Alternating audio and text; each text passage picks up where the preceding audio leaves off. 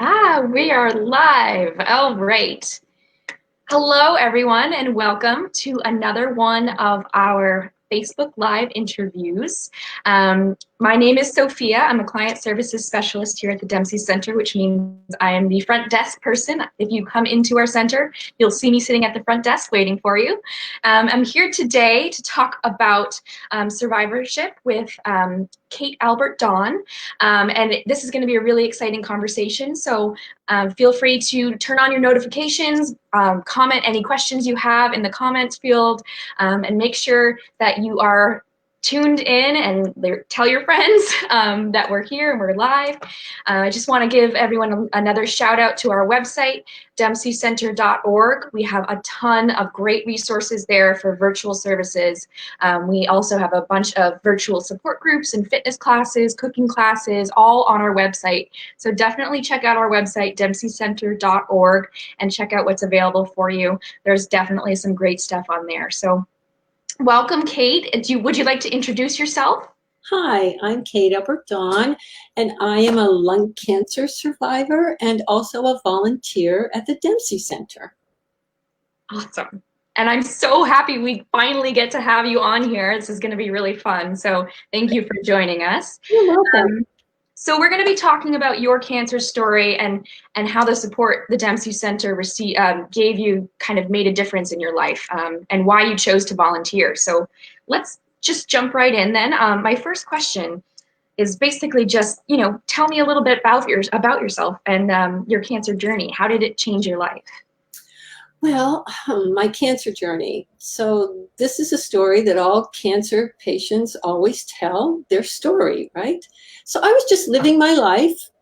And then one day, as I was sitting polishing my fingernails, I noticed that they were changing. And that hadn't happened ever before in my life. And a few months later, I'm sitting with my sisters and we're talking about, oh my God, we're getting so old, the jowls, the knees, the arthritis. And I said, and these fingers, these fingertips, these nails. And my sister, who was an RN, said, ooh, you might want to Google that and check with your PCP. So I went to my PCP and I said, I think I have something called clubbing of the fingers. And she said, no, you're healthy. Don't worry about it. No, it's okay. No, you're fine. 4 months later, finally, I was able to convince her that something was not right. 4 months it took me to convince her. And things started moving really fast then, by the way. So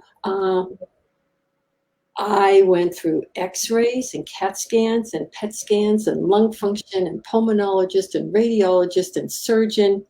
And even though talking with all of them, they said, we're not even going to do a biopsy because whatever is in your lung has to come out.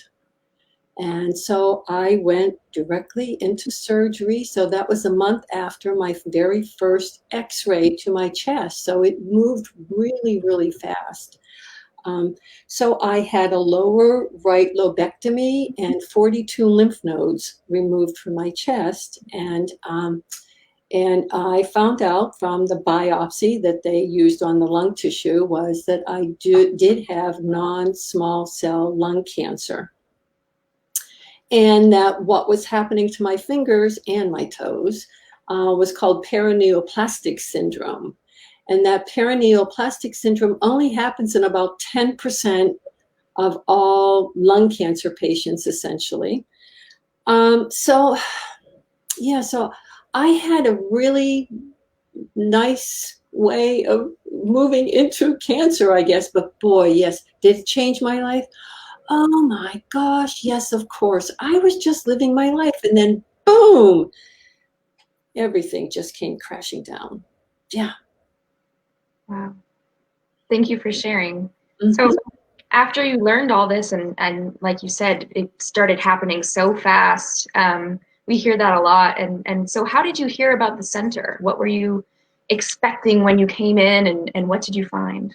Well, I changed my PCPs because I changed my PCP. And he is the one who told me about the Cancer Community Center on one of my visits. Now, it took me a long time to walk and talk and breathe at the same time. So this was a while later, right? So he said to me, go to the Cancer Community Center in South Portland. And that's what it was called then. And I said, why? And he said, you just might find it helpful. Go check it out. So I did. And I went to a couple of the lung cancer support groups. But I was an hour away from my home. It took me an hour to drive in, etc. So I didn't go to very many of them. And as fate would have it, at the same time, my ex-husband divorced me. So a blessing from that, I guess, is that I moved closer to the center. I was 20 minutes away then. And that's whenever I started the yoga, the meditation, the massage, the cooking, the nutrition. And there was a presentation by Jacob Watson, who was the founder and abbot of the Chaplaincy Institute of Maine. And he gave a presentation on spirituality and cancer. How whenever we are built up of these four quadrants of our physical, our emotional, our intellectual, and our spiritual quadrants. We're made up of all four of these. And whenever something like cancer happens, they're equal quadrants. And so whenever something like cancer happens, it's actually the spiritual and the emotional sections of us that just open wide up. And now I had heard of Jacob before going to this presentation because I had looked into Chime, as it's called, and listening to his presentation, I just knew that I had to administer to people who were affected by cancer. And so I did go to Chime, and I was ordained an interfaith chaplain at Chime. So what did I find here? Well, look how far it's taken me. Yes. And that is the center. Yes. Mm-hmm. Awesome. Well, so what helped you decide to volunteer, and what kind of work have you done as a volunteer at the center? Sophia, I had this most profound weekly support group. It was the general weekly support group of cancer and their caregivers. And every week there were 10 or 12 people who were in this class, in this group. And I just felt so, I was gathered under their wings, and they just held me tight. And that's whenever I found out also that divorce happens a lot of times during cancer. And so through all of these upheavals, and it just brought me directly to a leveling and a balance. And I found that there was a mutual allegiance going on between the staff, the volunteers, the facilitators, and the people who were engaging in the center. It was a most welcoming place. I felt so valued by everyone there. And so whenever it was time for me, I wanted to give back to the center because profound experience for me. So the volunteer coordinator at the time was a Methodist minister. So she and I started spirituality and cancer support groups. And I also helped out at the cancer prayer support group at Methodist Church in Gorham. And it was all very interesting. So the group there was very large, and one of the facilitators would take the cancer patients, and I would sit with the caregivers during this support group. And it profoundly changed my life doing that. And then afterwards, I started after those groups were discontinued, or I'm not sure exactly what happened, but I went into grief after cancer loss groups then. But in the meantime, even doing that, I came into the center at least once a week, and I maintained the plants in there, the big ficus, the spathiphyllums, the crotons, everything. In addition to being an interfaith chaplain, I happen to have a couple of degrees in horticulture and botany. So I was right in my element, being able to take care of the plants there. And I actually gave a few workshops on rejuvenating your houseplants and even gardening until frost. Yes. So I've done a lot of things at the center, and I am so grateful for everything that I was able to participate in. I have officiated the annual memorial service at the center. This year's was canceled, unfortunately, because of COVID. And I have mostly been in the grief after cancer loss groups, and they speak very highly to me. Yeah. Mm-hmm. Yeah. Awesome. What can't you do, Kate? Seems like you're involved in everything. Oh. It's really interesting. I mean, we spoke last week with Michelle Small, who is our volunteer coordinator up in the Lewiston site, and it's crazy. Most of our volunteers are survivors, and they are so impacted by the work that the Dempsey Center does that they want to continue coming in and helping other people. So, what kind of motivates you to keep volunteering, to continue on and continue doing this work? To give back. To give assistance wherever I can.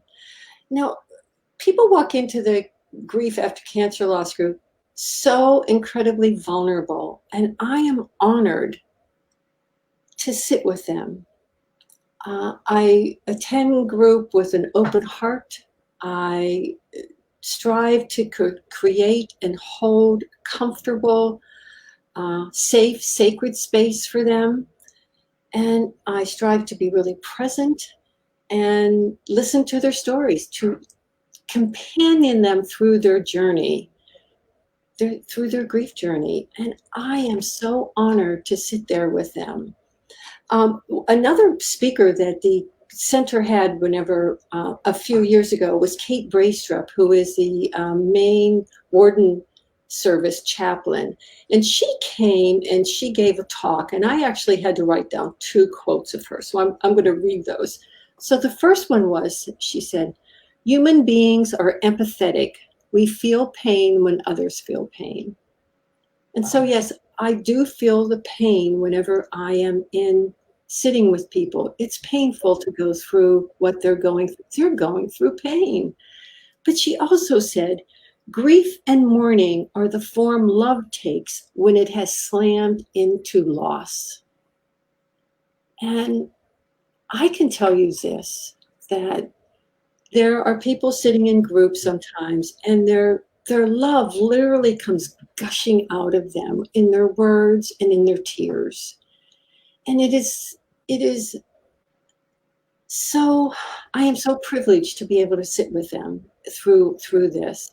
And though I'm talking about sadness here, I have to let you know that there were times whenever we had grief and loss groups at the center, that those 8-week groups, there would be a lot of laughing going on. So much so that whenever we would come out of group, the other co-facilitators are saying, "A grief group really has a lot of laughing." It's like, that's right. We go through all of the emotions through this. So yeah, I am so honored to be able to do it. And I'm so honored to be able to work with the Dempsey Center. And I'm going to put a little plug in, because we are actually starting another virtual group tonight at Grief After Cancer Loss. Yeah. So I'm looking forward to it. Yeah. Well, we're so grateful to have you on our team. It's incredible the work that you're doing, and just knowing your story behind it is very moving. So to kind of bring it back to what's on everyone's minds right now, obviously cancer has changed your life very significantly. And so how has being a survivor during the COVID pandemic affected you? Oh, well,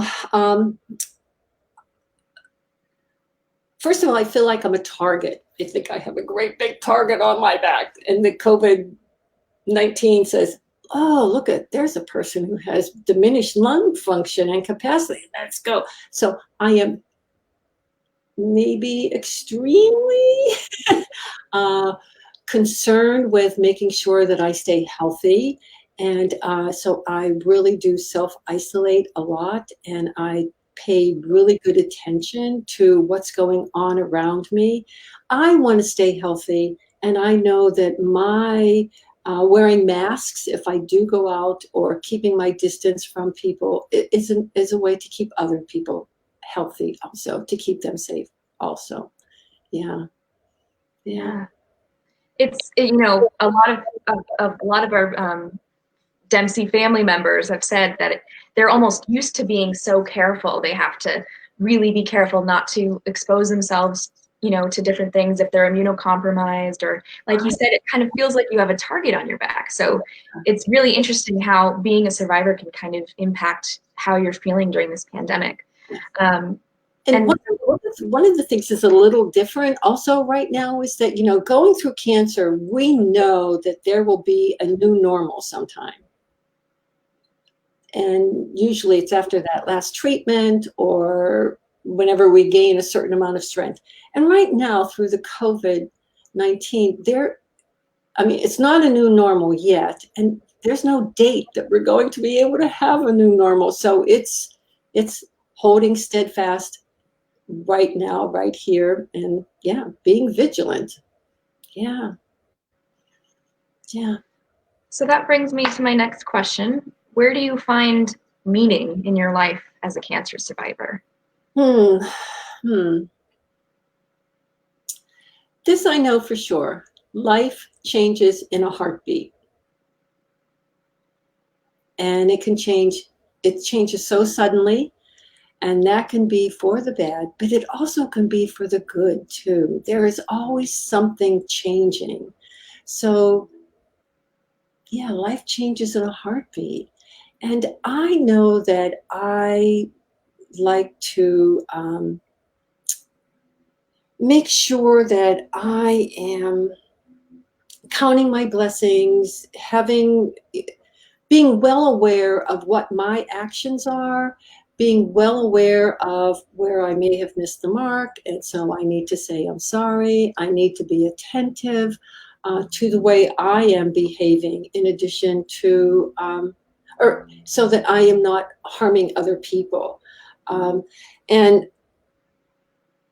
when I find out that I somehow or another offended someone or something like this, I am quick to amend my ways, because it's not my intention at all. My intention is to serve, to be available wherever I can be, and to be present,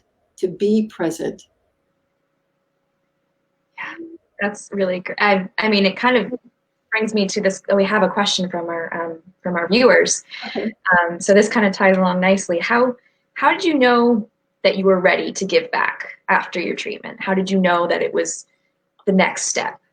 That's a good question. I like that question. And I'm reflecting back, because I had been in this weekly support group for about maybe 2 years, maybe not quite 2 years. And it just so happened that the center was doing volunteer coordination training. And I'm saying, excuse me, facilitator training. And I said, I'm ready for this. I'm ready for this. And so it just happened at the right time.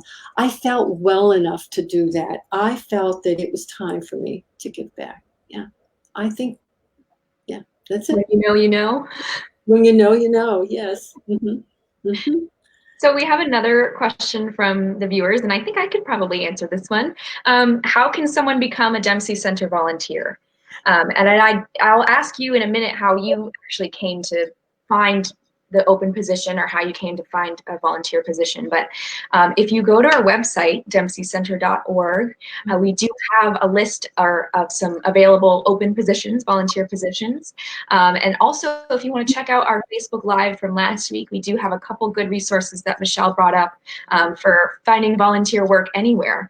Doesn't necessarily have to be the Dempsey Center. If we don't have the right position for you, if it doesn't really pique your exact interests, definitely look elsewhere. Look for something that can make you feel full, make you feel good. But definitely check out the positions on our website. And Kate, I don't know, how did you learn about volunteering at the Dempsey Center? Well, because I'm sitting in groups, and all of those volunteers, those co-volunteers were all volunteering. Those co-facilitators. I keep saying that wrong for some reason. Co-facilitators were volunteering, and because the staff was really, really small compared to the number of events that were going on. And so at the time, what was happening was we were asked what groups we would like to put our name on to be on a waiting list if they needed a facilitator for that group. And so that's how I got.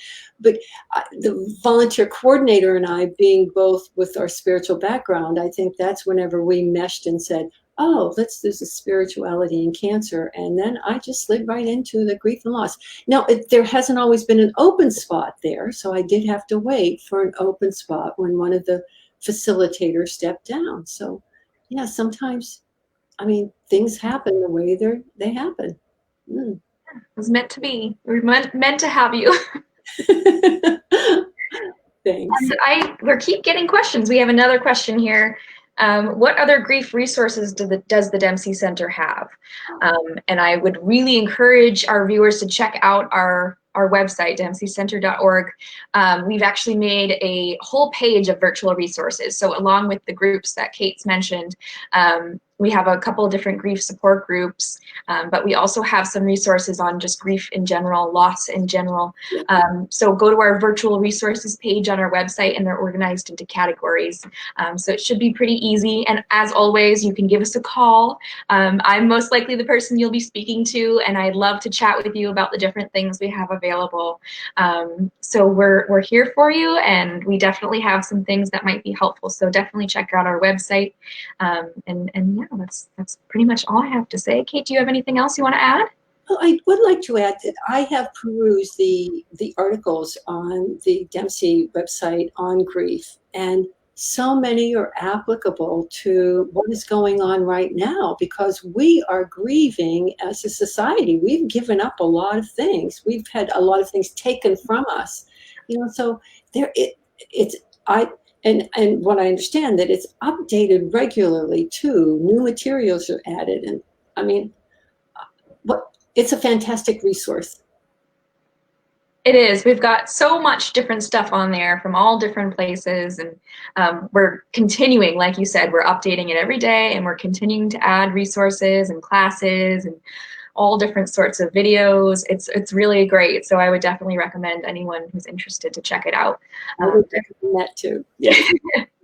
Well, thank you so much, Kate, for joining us today. I had a really great experience. I loved hearing your story. And if you're around the Dempsey Center in South Portland when we're back open, maybe you'll see Kate's smiling face. And if you come up to Lewiston, you'll see mine. So thank you so much, everyone, for joining us. Make sure you tune in next week. We're doing these every Thursday at 1 o'clock on Facebook Live. So turn on those notifications. Make sure you comment and follow our page. That way you won't miss any good stuff happening. Thank you so much, Kate. It was such a pleasure. And thank you. That's all I have to say. Well, Sophia, be well. Stay well.